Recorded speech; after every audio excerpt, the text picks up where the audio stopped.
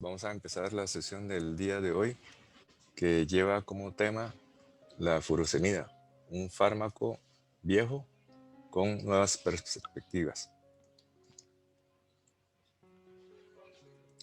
Ese es el menú de los temas que vamos a analizar el día de hoy. Vamos a hacer un repaso de algunos conceptos generales. Posteriormente analizaremos los aspectos farmacológicos de este medicamento, revisar también sus usos clínicos y al final hacer un resumen de los mensajes para llevar a casa. Para iniciar, vamos a hacer un repaso de algunos aspectos generales con respecto a este medicamento. Para ello, debemos recordar una premisa. La premisa es que cuando hay una reducción de la diuresis, es decir, un estado de oliguria y en el caso extremo la anuria, generalmente asociamos este hallazgo con un mal pronóstico. Consecuentemente, muchas veces lo que nosotros hacemos es tratar de revertir este problema de la oligoanuria y consecuentemente podríamos estar pensando de que con ello vamos a obtener un mejor pronóstico en el paciente. Esto lleva entonces a la deducción de que si logramos aumentar la diuresis en los pacientes oligúricos o revertir la anuria, convirtiendo un estado de anuria en un estado de oliguria o de diuresis normal, automáticamente el paciente va a estar mejor y el pronóstico en términos globales mejorará. Sin embargo, nada más alejado de la realidad, porque como decía el doctor Ronald Mayer, la falta de producción de orina en el paciente que tiene hipovolemia aguda es un éxito renal y no un fracaso renal. Muchas veces nosotros solo hablamos de falla renal, fracaso renal, insuficiencia renal, cuando el paciente está en un estado de hipovolemia. Y más bien ahí lo que estamos viendo es la capacidad del riñón de compensar un estado de hipovolemia, reteniendo todo lo que sea posible para evitar de que se agrave más este estado de hipovolemia. En términos generales, el funcionamiento del riñón es bastante sencillo.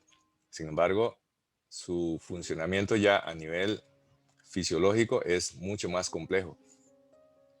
Se puede resumir esquemáticamente como la sangre que entra a través de la arteria renal y luego pasa por el órgano, se produce la filtración, se produce modificación tubular y finalmente los desechos son eliminados a través de la orina. Esto parece bastante sencillo, sin embargo, recordemos de que la función de los riñones no es solamente la filtración de la sangre, tiene una serie de otras funciones, como por ejemplo la función endocrina, la función regulatoria de la hemodinamia, entre un montón de otras funciones que no son necesariamente la función filtrativa. También es importante recordar de que la diuresis no depende única y exclusivamente de la función renal. Hay otras cosas que van a determinar la diuresis. Por ejemplo, cómo está la permeabilidad urinaria. Importante también cómo está la perfusión renal. Y también cómo está la función renal intrínseca como tal y el estado neurohormonal. Por ejemplo, la concentración de aldosterona y la secreción de hormona antidiurética por parte de la neurohipófisis. Por supuesto, la presencia de diurético también va a modificar la producción de la orina. Y no solamente los diuréticos que se utilizan como fármacos, sino también estados de hiperosmolaridad, como por ejemplo una descompensación diabética con hiperglicemia marcada. La glicemia exagerada puede superar el umbral renal y de esta manera empezar a producir glucosuria, y como la glucosa actúa como un agente osmótico, puede actuar también como un diurético. Pero en términos generales, podemos definir que los fármacos diuréticos son todos aquellos que promueven la formación y la excreción de orina. Esa es la definición universal de lo que sería un diurético. Sin embargo, un concepto menos popular es separar el término de diurético en dos componentes. Estos dos componentes serían el componente acuarético y el componente natriurético. Es decir, hay algunos medicamentos que básicamente provocan la eliminación de agua, pero hay otros que básicamente provoca la eliminación del sodio. Dentro de todos los grupos de agentes diuréticos, los tiacídicos, los de asa, los que inhibe a la anhidrasa carbónica, los que actúa a nivel de el túbulo contorneado distal, los que bloquea la función de la aldosterona, tenemos los de asa. Y cuando hablamos de diuréticos de asa, prácticamente y en forma automática se nos viene a la mente la palabra furosemida. Y es que es el medicamento diurético que más frecuentemente tenemos pensado. Es decir, si a alguien se le hace una pregunta, mencione el nombre de un diurético, casi que la totalidad instintivamente decimos furosemida. Es muy poco probable que cuando se nos pregunta cuál es la primera palabra que se le viene con los fármacos diuréticos, es muy poco común que alguien diga ácido etacrínico, es muy poco común que alguien diga Diamox, y sin embargo furosemida es a todas luces la que se lleva el primer lugar. Para ello también debemos aprovechar para revisar la historia de cómo se fue introduciendo los distintos tipos de diuréticos. Allá hace ya más de un siglo, en el año 1919, se descubren los diuréticos mercuriales para el tratamiento de la sífilis. Obviamente los efectos secundarios eran muy marcados, muchos de los pacientes inclusive fallecían de disfunción renal provocada por la administración de los mismos diuréticos. En 1950 se introduce la acetazolamida, un inhibidor de la anhidrasa carbónica que actúa principalmente a nivel del túbulo contorneado proximal. Y pocos años después aparecieron las tiacidas, primero con la clortalidona y después la clorotiacida y más adelante la hidroclorotiacida. En 1962 se introduce la espironolactona. Observe que de esta lista aún no ha aparecido la furosemida y la mayoría de los medicamentos diuréticos fueron introducidos poco después de la Segunda Guerra Mundial. La furosemida vino a agregar a esta lista de diuréticos a partir de 1964 y fue gracias a las investigaciones de los laboratorios de Hirsch en Alemania, comandado por el doctor Roschin, y también fue muy estudiado por el doctor Mushawik. Cabe mencionar de que el gran impulsor de la difusión clínica de la furosemida fue gracias a las investigaciones que se realizaron en seres humanos por parte del doctor Roman Mushawek. Acá podemos ver la estructura de la furosemida. Llamativamente tiene un átomo de azufre. Esta es la razón por la cual algunos pacientes que tienen reacción alérgica a las sulfas también pueden tener reacciones cruzadas a la furosemida. Y probablemente la presencia de este átomo de azufre es la explicación de la mayoría de los casos que se describe de reacciones alérgicas a este medicamento. Si bien es cierto que no es tan común las reacciones alérgicas a la furosemida, pero ahí tenemos el blanco o el responsable mayoritario de esos eventos, la presencia del átomo de azufre.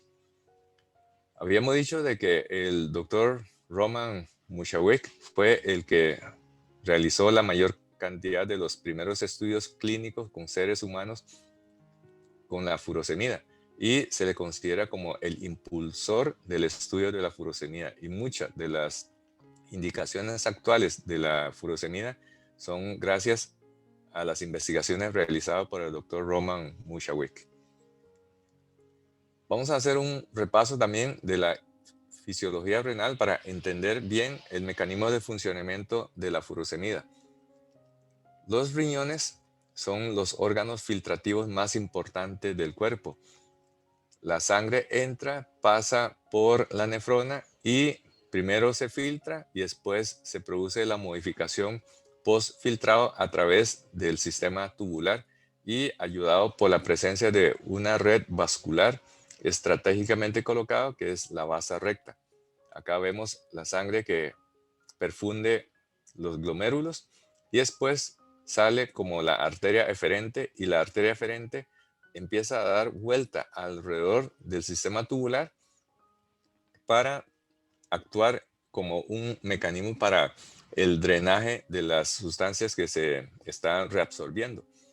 Y finalmente, ese filtrado ya empieza a sufrir una serie de modificaciones con reabsorción y con secreción tubular para finalmente el, el remanente que ya no puede ser reabsorbido se elimina en forma de orina a través de los túbulos colectores que finalmente llega hasta la vejiga a través del sistema pielocalicial. Ahora, ¿cómo es que se forma la orina? La orina se produce en el riñón y el volumen que se elimina, así como la composición de la orina, va a ser regulado por el funcionamiento normal del riñón. De esta forma se logra mantener la volemia, así como la composición de la sangre. Esto se hace por medio de tres mecanismos: la filtración, que ocurre a nivel de los glomérulos, y a nivel tubular se producen los dos fenómenos, la secreción y la reabsorción tubular. Una vez que se filtra, se produce esa modificación tubular de tal manera que el remanente que llega hasta el túbulo colector va a eliminar en forma de orina, siendo un proceso que tiene un rendimiento de alrededor de 1 cc por cada minuto. Eso explica por qué a lo largo de 24 horas en una persona promedio, en un adulto promedio, se elimina alrededor de 1.5 litros de orina por día, a razón de 1 cc por cada minuto.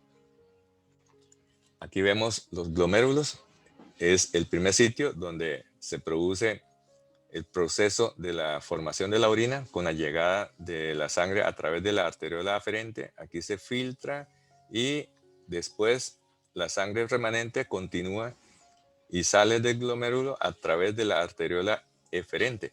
Ese filtrado va a estar presente aquí en el espacio de Bowman, que va a continuar su ruta a través del sistema tubular. Ese sistema tubular tiene, de acuerdo a la porción, diferentes nombres. Aquí vemos la porción del túbulo contorneado proximal, continuando después con una especie de horquilla o de asa, que es el asa de Henle, para continuar luego con el túbulo contorneado distal, y posteriormente se continúa con los túbulos distales colectores que después van coalesciendo hasta formar la pelvis renal, y de ahí a través del uretero llega hasta la vejiga y a través de la uretra se elimina hacia el exterior.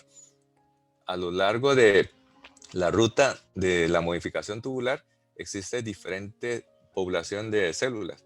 Por ejemplo, la célula del túbulo contorneado proximal se caracteriza porque tiene una gran cantidad de microvellosidades.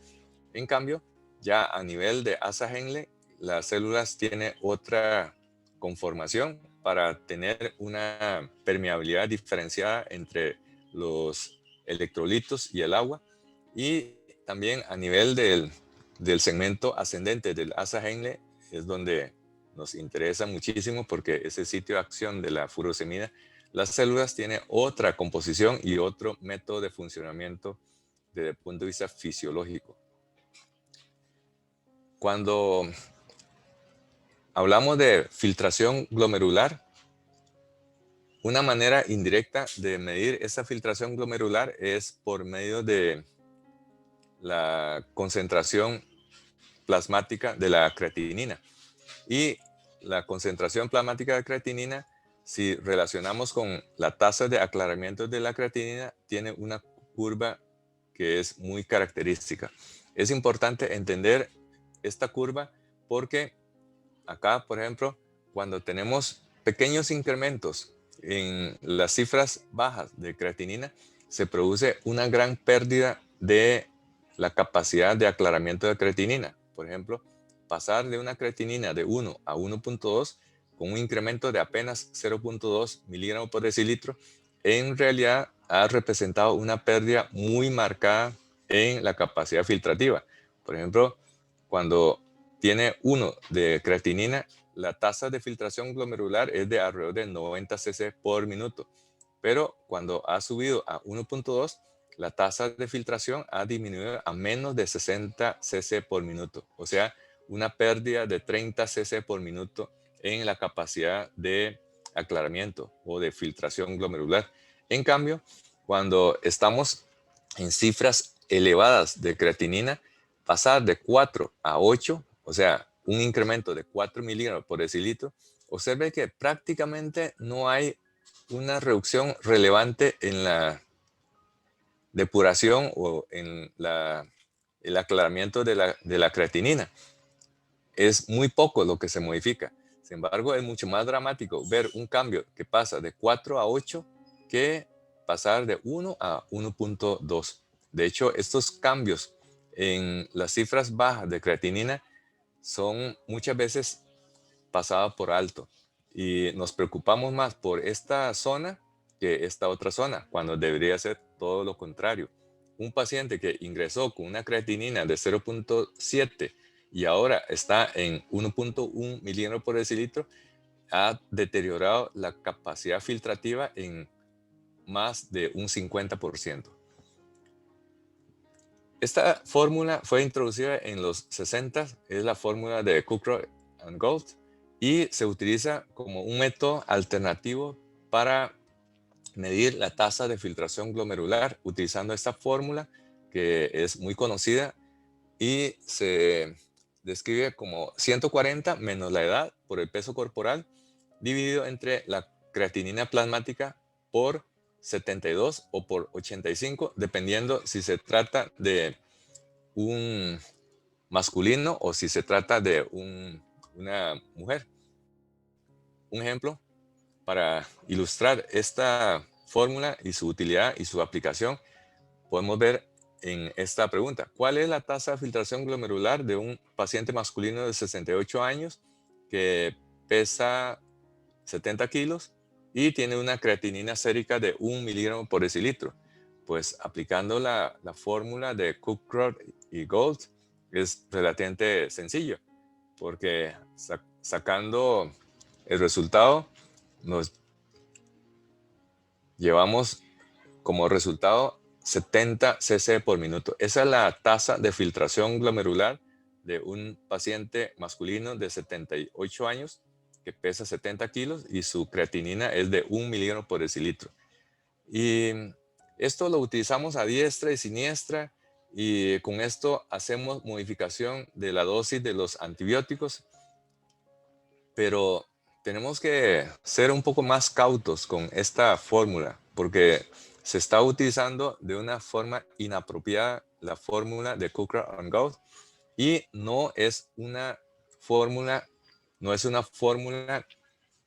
precisa para los pacientes que tienen una insuficiencia renal aguda.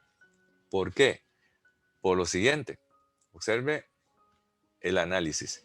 Esta fórmula de Cookroyd and Gold funciona en pacientes con insuficiencia renal aguda, que es algo que nos interesa muchísimo porque nosotros lidiamos con muchos pacientes que desarrollan disfunción renal aguda. Y revisando esta fórmula, entonces es relativamente relativamente sencillo, ¿no? Introducir la edad, introducir el peso corporal, introducir la concentración de creatinina y con eso obtenemos fácilmente el valor de la tasa de filtración glomerular y con eso nos vamos a la tabla de ajuste de antibióticos y ya está resuelto todo. Pero vamos a analizar eso un peldaño más arriba con malicia. Este paciente de 68 años que tiene 70 kilos, pero tiene un shock séptico refractario por una sepsis intraabdominal. Y resulta de que cuando vemos la hoja de balance de fluidos, en la columna de egresos dice orina, cantidad 0,000000000, todo cero. Los 560 cc y los 400 cc del turno fue por el drenaje por una sonda nasogástrica. Así es que ese paciente está anúrico, anúrico. Y su creatinina en este momento está en 2.4 miligramos por decilitro, 2.42 miligramos por decilitro. Entonces, ¿qué pasa? Aplicamos la fórmula de Cochrane and Gold y su creatinina es de 2.42. Entonces, haciendo la sustitución, nos da como resultado que su tasa de filtración glomerular es de 28.9 cc por minuto. Y con este valor vamos a la tabla de ajuste de antibióticos. Y ya está, todo resuelto, todo está correcto. Pero hay un error garrafal en la toma de decisión con este paciente. ¿Por qué? Porque la fórmula correcta de tasa de filtración glomerular es esta que nos enseña en las clases de fisiología básica, que el aclaramiento de una sustancia X es igual a la concentración de la sustancia en la orina dividido entre la concentración de la sustancia en el plasma multiplicado por la diuresis. ¿Y qué pasa con este paciente? Tiene 2 turnos en que la diuresis está en 0 y consecuentemente cuando está en anuria, si no hay producción de orina, la filtración glomerular, la tasa de filtración glomerular es exactamente igual a 0. Ese paciente no aclara absolutamente nada, está con un cierre renal total, a pesar de que por la fórmula Cochrane Gold nos llevamos con el espejismo de que todavía tiene una filtración glomerular de 28.9 cc por minuto. Así es que cuando conjuntamos las dos fórmulas, nos damos cuenta de que la fórmula Cochrane Gold no se puede aplicar en los pacientes con falla renal aguda con anuria. Inclusive, el hecho de que la furosemida aumenta la diuresis tampoco significa que ha aumentado la filtración glomerular. Muchas veces le ponemos furosemida, el paciente empieza a orinar y estamos contentos porque creemos de que así ese riñón ya está trabajando normal. Todo lo contrario, porque si vemos la fórmula de fisiología, el aumento de la diuresis se acompaña con una disminución de la concentración de la sustancia en la orina, o sea, se diluye. Entonces, es como el cuento este de la tontería del campesino que quería que sus zanahorias crecieran más rápido. Entonces, lo que hizo fue jalar la zanahoria para que se viera con mayor altura y termina arrancando tanto que se murieron todo el sembradío de zanahoria. Entonces, muchas veces nosotros hacemos estrategias terapéuticas que son de espejismo de que la cosa va mejor. Como decía Mark Twain.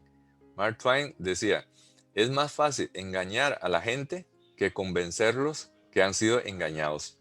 Entonces, la furosemida muchas veces nos engaña, pero si tenemos la suficiente malicia aplicando la fórmula correcta, nos damos cuenta de que en realidad ese paciente ha tenido un deterioro renal y no podemos hacer ajuste de la dosis de antibiótico basando en la fórmula de Cochrane Gold si ha caído en anuria.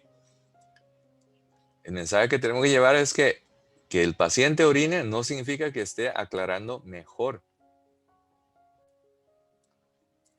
Para ello, inclusive se ha establecido una especie de prueba de esfuerzo.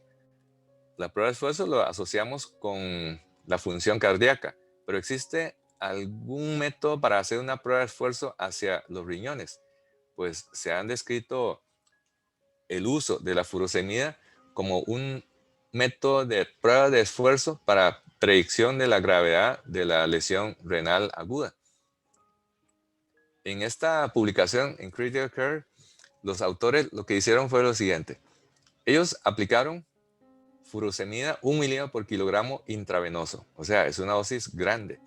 Y luego analizaron la diuresis a lo largo del tiempo y observaron de que un punto de corte para poder predecir si un paciente hace falla renal o no es cuál es la diuresis post-furosemida a las 2 horas. Si la diuresis es de 200 cc o más, ese paciente tiene menor riesgo de evolucionar hacia una falla renal aguda, en comparación con aquellos que no levantan una diuresis post-furosemida de 1 miligramo por kilogramo con una diuresis menor de 200 cc por hora. Entonces, acá vemos el comportamiento de este estudio. Y en, en gris son los pacientes que no desarrollaron falla renal aguda. Y con este relleno en color negro son los pacientes que desarrollaron falla renal después de la prueba con furosemida.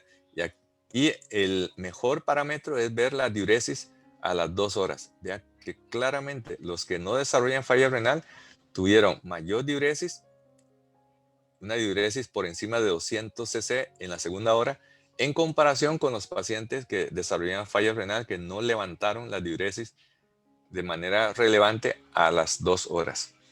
Inclusive, esta prueba de esfuerzo se ha llevado a otro nivel y es usar la respuesta diurética de la furosemida como un factor de predicción para la sobrevida en los pacientes que tienen insuficiencia cardíaca congestiva.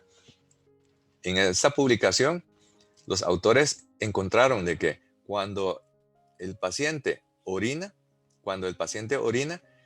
tuvo mejor sobrevida y menor probabilidad de complicaciones a un plazo de observación de 225 días en los pacientes con falla cardíaca en comparación con los que no tuvieron una buena respuesta diurética, una oliguria o una diuresis no elevada después de la furosemida. Entonces, el mensaje que tenemos que llevar es que la furosemida nos sirve como un método de prueba de esfuerzo farmacológico para preguntar cómo está el riñón. Cuando hay una disfunción renal, se produce una serie de efectos, como por ejemplo disminución de la excreción de sustancias de desecho como urea, ácidos, medicamentos y por supuesto la creatinina. Y también se produce alteración en la homeostasis de los electrolitos de agua y el equilibrio ácido-básico. Un ejemplo lo podemos ver acá. Observe en el caso de este reporte de laboratorio de un paciente que tiene una creatinina de 13.74. Tiene 99 de nitrógeno ureico, es un paciente con falla renal crónica. Y sin embargo, vea que acompañando a la alteración en la urea y la creatinina hay un montón de otros asteriscos. Por ejemplo, de elevación de ácido úrico, alteración en la concentración de lípidos, también hay elevación de fósforo, hay disminución de calcio, hay elevación de potasio. Es decir, la disfunción renal no solamente afecta la producción de orina, hay un montón de otras alteraciones. Y en el caso, por ejemplo, de este paciente que tiene una disfunción renal crónica, es un paciente nefrópata crónico, tiene una palidez terrosa, tiene una anemia de enfermedad crónica y también la anemia en esos pacientes se debe a la incapacidad del riñón de producir eritropoyetina y se manifestará entonces con una anemia normo-normo. Ahora, concentrándonos en la furosemida que utilizamos en el perioperatorio, Obviamente, lo que más nos interesa es la furosemida por vía intravenosa y sobre eso nos vamos a concentrar en el resto de la plática, la furosemida por vía intravenosa. Entonces, la furosemida por vía intravenosa es uno de los medicamentos que más utilizamos en el perioperatorio y este es el aspecto generalmente que nosotros vemos después de que le aplicamos al paciente una dosis de furosemida. Y muchas veces cuando la diuresis es masiva, llena completamente la bolsa de recolectora y da la impresión que va a ir a explotar. Analizamos ahora los aspectos farmacológicos de este medicamento. Este medicamento pertenece al grupo de los diuréticos, pero existe diferente clasificación. Los diuréticos de ASA, los inhibidores de la anhidrasa carbónica, los osmóticos y los tiacídicos. En el caso de la furosemida, pertenece al grupo de los diuréticos de ASA de Henle. Es un diurético que inhibe la reabsorción de cloruro de sodio en el segmento grueso ascendente del ASA de Henle y son los diuréticos más eficaces que se dispone. Son muy potentes y pueden llegar a ser capaces de disminuir la reabsorción de sodio en al menos un 25%. Eso significa que puede aumentar masivamente la diuresis. ¿Dónde es que actúa? Actúa sobre el asa Henle produciendo una diuresis copiosa y de corta duración, porque bloquea la reabsorción de cloro y consecuentemente de sodio. Y funciona aún cuando el paciente tiene alteración de la secreción de hormona antidiurética, cosa que no ocurre con los diuréticos tiacídicos. Y en una menor medida puede inhibir el transporte de sodio en el túbulo contorneado proximal. Aquí vemos un análisis, un esquema del sitio de acción de la furosemida. Esto corresponde al segmento grueso ascendente de asa Henle. Ese es el segmento delgado y esa es la parte ascendente. La parte ascendente tiene dos porciones, una porción delgada y una porción gruesa. Esta porción gruesa, si hacemos un corte, nos damos cuenta de que son células que tienen vellosidades, no tanto como el tubo contorneado proximal, pero sí tiene algunas vellosidades. Y hay una bomba de cloro que permite la entrada de cloro y es una bomba cotransportadora donde se puede reabsorber también como sin porte el sodio y también el otro catión que es el potasio. Y este sodio posteriormente va a ir al líquido peritoneal medio de una bomba de sodio potasio ATPasa. La histología del asa Henle fue escrito por Friedrich Gustav Jacob Henle, que fue un médico patólogo y anatomista alemán. El asa Henle fue escrito por él. ¿Y qué es lo que hace el asa de Henle en su segmento grueso? Tiene esta bomba que permite la reabsorción de cloro y actúa como un cotransportador junto con el sodio y junto con el potasio. El gradiente para el cotransportador está dado por la bomba que se encuentra en la membrana basal, que es la bomba de sodio potasio ATPasa. Y cuando aplicamos furosemida, bloqueamos esta bomba y se traba entonces la reabsorción de sodio. También es importante mencionar de que esta bomba que está en la membrana basal, la bomba de sodio potasio ATPasa, al reabsorber el sodio o expulsar el sodio de la célula tubular al líquido intersticial, crea un gradiente para la reabsorción también de magnesio, de calcio y también de sodio. Esta es la razón por la cual cuando aplicamos furosemida, un perfil electrolítico que tenemos que estar atento es que no haya hipomagnesemia, que no haya hipocalcemia y que no haya hiponatremia.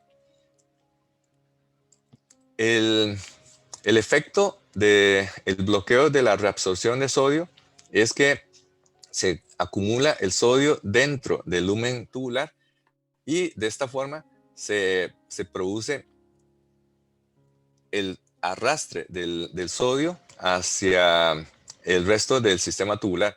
Por el otro lado, como no se está reabsorbiendo sodio, entonces el intersticio, sobre todo a nivel de la médula, no logra alcanzar el estado de hipertonicidad de 1400 miliosmoles y con esto se evita la reabsorción de agua que ocurre a nivel del túbulo contorneado, del túbulo colector, por medio del control de la acción de la hormona antidiurética.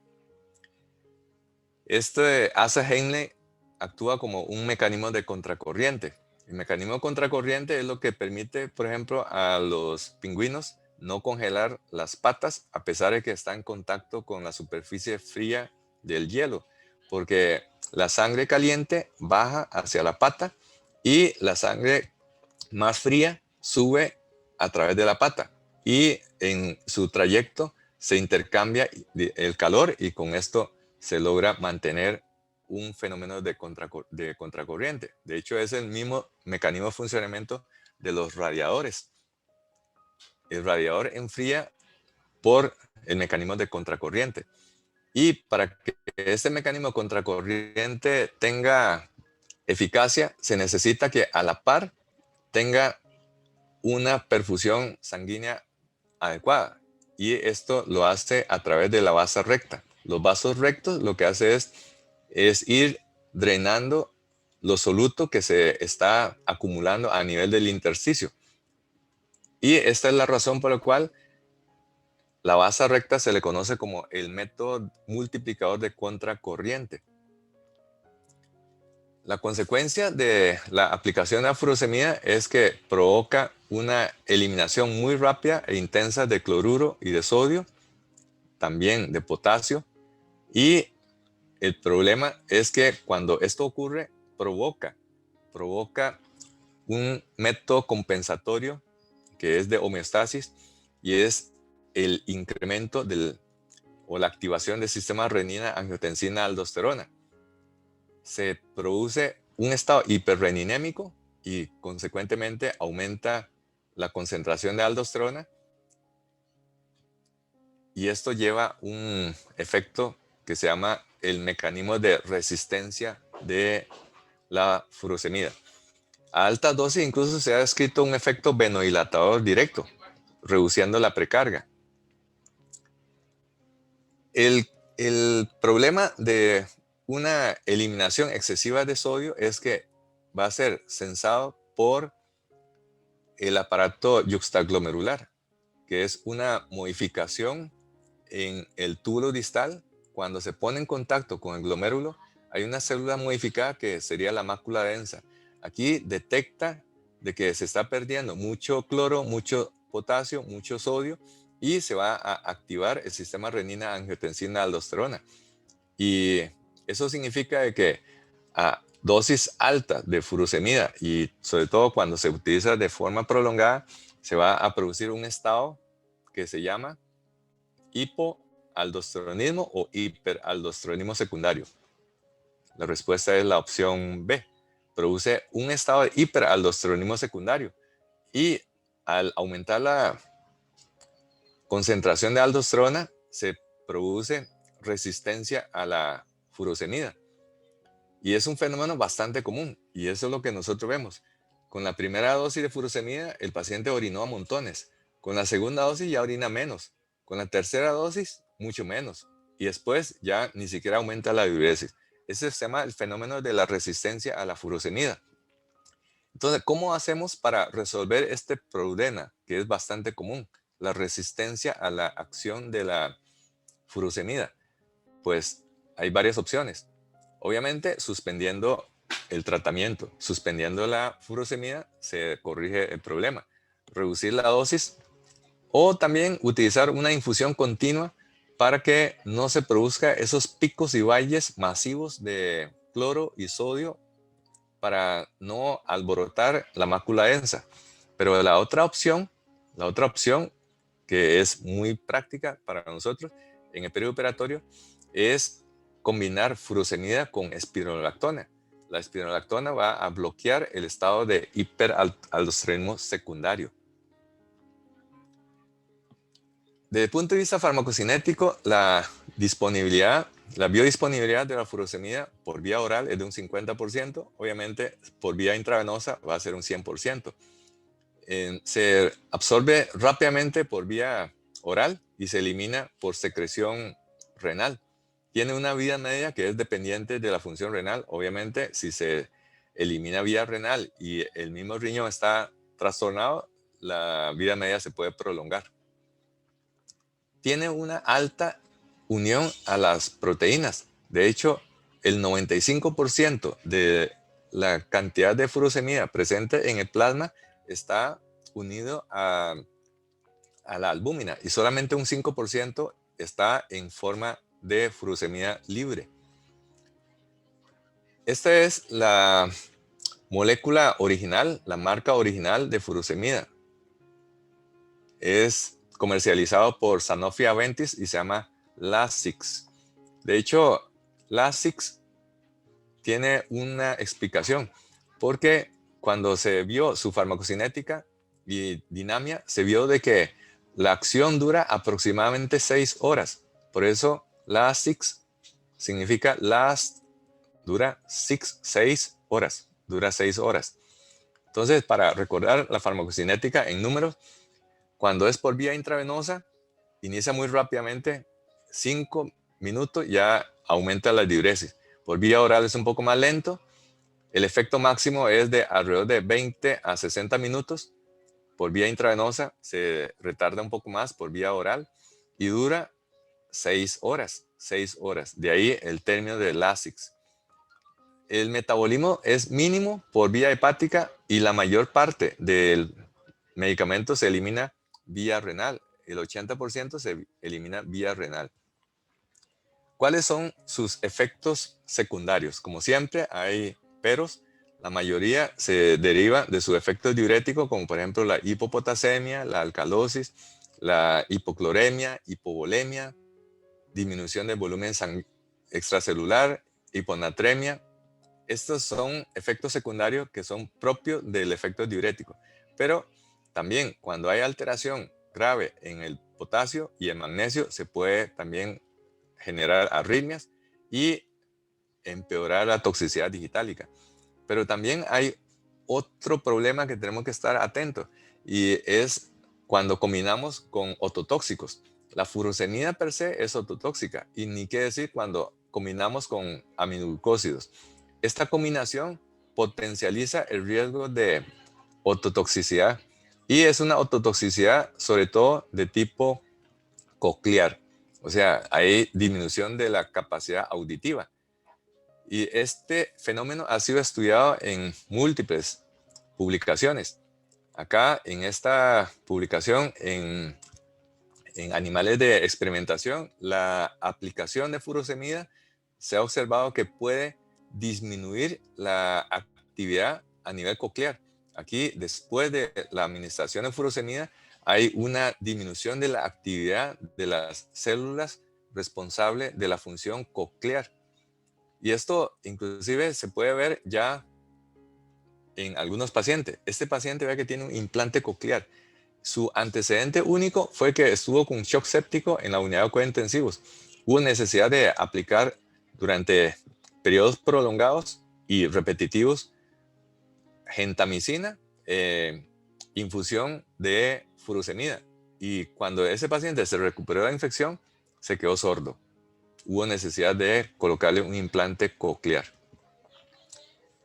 Bueno, finalmente, algunos usos clínicos de este medicamento.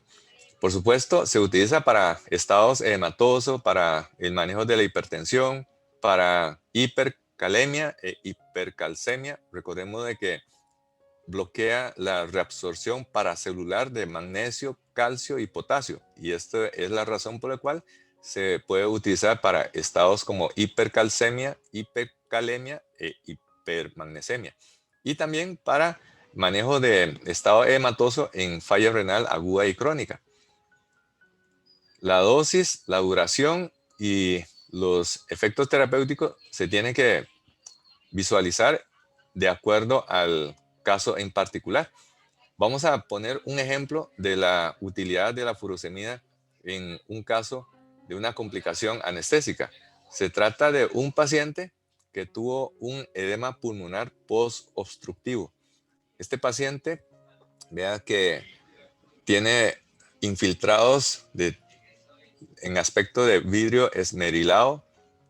Ese paciente hubo necesidad de intubarlo y colocarlo en ventilación mecánica porque después de que estaba más o menos bien en recuperación, hizo el edema pulmonar posobstructivo, lo sacaron a recuperación, estuvo con oxígeno en altas concentraciones, pero finalmente empezó a deteriorar más y hubo necesidad entonces de colocarlo en ventilación mecánica, nuevamente reintubarlo y después de la reintubación, vea que aquí hubo una desaturación muy marcada, hubo necesidad de reintubarlo y este es el líquido que se le aspiró a través del tubo endotraqueal. Es un líquido asalmonado característico de edema pulmonar por lesión alveolar difusa. Y acá vemos en la pantalla del pulmón dinámico de los ventiladores Hamilton este aspecto de pulmón con bordes cortantes. Este aspecto de pulmón con bordes cortantes lo que traduce es la presencia de un pulmón rígido, un pulmón tieso. Y se pasó para la unidad de cuidados intensivos y todavía al cuarto día no había logrado salir de ventilación mecánica. Esta no es la evolución, no es la respuesta que nosotros esperaríamos de un edema pulmonar post-obstructivo. Entonces, a este paciente, al examen físico, vea que tiene esto, un signo muy marcado de la fobia. Tiene 4 días de estar en ventilación mecánica y no se ha podido salir de ventilación mecánica. Entonces, aquí, ¿qué estará pasando con este paciente? ¿Será que se sobreinfectó? ¿Será que tiene una neumonía? ¿Será que tiene una atelectasia? ¿Qué fue lo que pasó con ese paciente que no tuvo una evolución satisfactoria posterior a esa complicación? Pues no debemos olvidar un diagnóstico. Ese diagnóstico se llama la famosa neumonía iatrogénica acuosa. Se nos pasa la mano con los fluidos y el pulmón empieza a edematizar y no logra salir ventilación mecánica, los infiltrados no desaparecen y puede ser fácilmente confundido con una neumonía. Y luego empezamos a tratar tal neumonía fantasma con antibióticos y no estamos corrigiendo la causa de fondo. Con este paciente lo que hicimos fue aplicar furosemida intravenosa y después de montarle una infusión de furosemida, ese paciente empezó a orinar masivamente. Aquí ustedes pueden ver la hoja de fluido. Aumentó significativamente la orina. Vea que en este turno orinó 2.850 cc, en este otro orinó 2.500 cc. Total de que en 24 horas este paciente orinó 7.455 cc. 7.455 cc. Y con esto, este paciente obtuvo un balance neutro, pero un balance negativo de agua. Pero antes de continuar con la revisión de este caso, tenemos que entender bien un error sistemático que ocurre. Y es que cuando hacemos la famosa hoja de balance de fluido, creemos de que cuando el paciente recibió 1 litro de solución salina y también orinó 1 litro, entonces ese paciente, ¿qué ha pasado? ¿El balance queda neutro o no necesariamente neutro? Parece bastante lógico. Si 1.000 le quitamos 1.000, entonces queda en cero. Pero no necesariamente es neutro. ¿Por qué? Porque cuando le aplicamos solución salina, la concentración de sodio de esta solución es de 154 milicovalentes por litro. Pero en la orina es de apenas 75 milicovalentes. Eso significa de que en igualdad de volumen, en realidad lo que ha tenido es un balance positivo de 50% para el sodio. Y este paciente, luego de esa diuresis masiva, observe cómo ha mejorado significativamente el edema periférico. Ya desapareció el signo de la fobia y el pulmón dinámico muestra otro aspecto. En lugar de bordes cortantes, son bordes curvos. Eso significa que ha mejorado la distensibilidad pulmonar. Y podemos ver 24 horas después de una diuresis masiva provocada por la furosemida, pasó de un pulmón tieso a un pulmón distensible, un pulmón suave. Y este es el resultado clínico. Se pudo extubar ese paciente y se descartó la famosa neumonía asociada a ventilación mecánica. En realidad fue una neumonía acuosa, una iatrogenia. Y ahí ustedes pueden ver cómo la radiografía ha mejorado significativamente. Se limpiaron prácticamente todos los infiltrados. Y finalmente, algunas otras aplicaciones de la furosemida son como novedosas. ¿Qué tal la furosemida para el manejo de la disnea en forma de furosemida nebulizada? Se ha utilizado esto porque la furosemida también puede modificar el transporte de agua a través del epitelio alveolar. Entonces, eventualmente la furosemida puede desedematizar los pulmones cuando se aplica por vía intravenosa, independiente de lo que haga en cuanto a la diuresis. En esta publicación del 2018, los autores utilizaron furosemida inhalada para el alivio de la disnea en un paciente que se le ha sometido a una restricción torácica con un vendaje alrededor de la pared torácica. Y ellos encontraron de que la furosemida mejora la sensación de disnea. Entonces parece que es prometedor. Pero otra publicación más reciente de furosemida en aerosol para disnea, ellos encontraron de que cuando se nebuliza furosemida 40 miligramos versus nebulizar solución salina versus utilizar volúmenes un poco más altos versus utilizar 15 miligramos de furosemida intravenosa, no hay ninguna diferencia. O sea, parece que en esta otra publicación la furosemida nebulizada no sirve y consecuentemente hay estudios contradictorios. Uno dice que sí sirve, otro dice que no sirve. Y también el uso de furosemida podría reducir la probabilidad de necesidad de soporte renal en pacientes con cirugía cardíaca en el postoperatorio. Y la verdad es que la mayoría de los estudios encuentra que no hay ninguna diferencia. Y la furosemida podría inclusive potencialmente causar insuficiencia renal. La furosemida no es inocua. La furosemida per se puede llegar a ser nefrotóxico. En la publicación de este grupo de autores, ellos encontraron de que los pacientes en unidad de cuidados intensivos que recibieron furosemida tuvieron niveles más altos de creatinina en comparación con los que no recibieron furosemida. Entonces también hay que tener cuidado para no utilizar en forma descontrolada, en forma no supervisada la furosemida.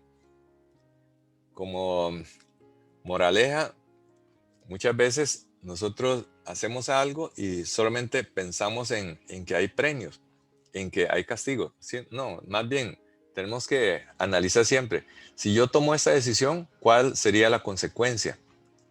Si aplico furosemida, ¿cuál sería la consecuencia en este paciente? Y ahora que ya estamos en la época de pandemia por COVID-19, ya hay un montón de publicaciones que hablan de uso de furosemida inhalada como potencial terapéutico. Hay una serie de mecanismos que se atribuye, pero todavía no hay consenso si hay o no un futuro de incorporar la furosemida inhalada para los pacientes con COVID-19. Bueno, para finalizar, ¿cuáles son los mensajes para llevar a casa? Recordemos de que la furosemida es el diurético más utilizado en el ambiente perioperatorio, pero su uso tiene que estar apegado a las indicaciones precisas y conocer bien su farmacocinética y farmacodinamia. Recordemos también de que cuando aplicamos furosemida a dosis alta y en infusiones prolongadas, se produce una hiperactivación del sistema renina, angiotensina, aldosterona y es la explicación de la resistencia diurética.